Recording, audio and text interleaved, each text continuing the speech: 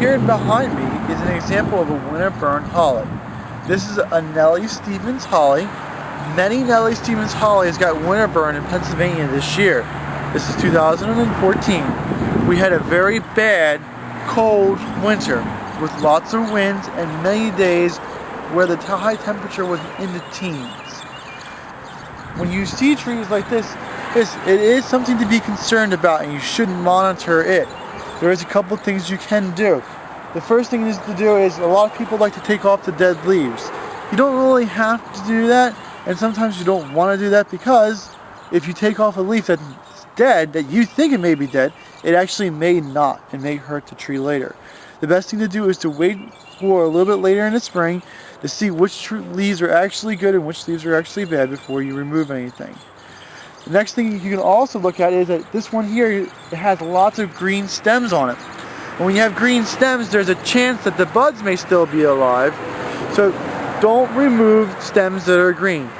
Wait until later in the spring to see which stems blossom out with new buds and flowers and which stems are actually truly dead.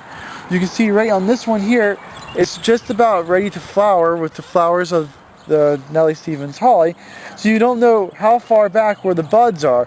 Just give it some time and you'll see which buds are alive and which buds are dead. The main idea is don't panic when you see your plants like this. Give it some time, see how the plant's going to react before you go start ripping out and getting new trees. And this was a well-established Nellie Stevens, is that correct? Yes, this was planted in here probably when it was like 4 to 5 feet tall. And it's definitely up to 8, maybe even a little bit up to 9 foot tall.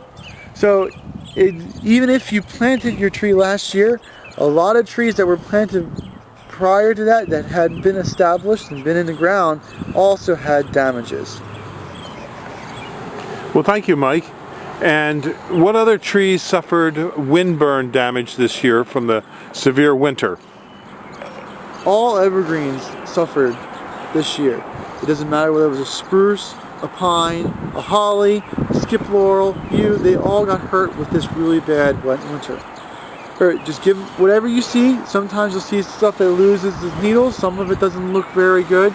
Whatever it is, just take a look at it and let it do what it's going to do. Don't force something or don't start cutting until you know what is actually dead.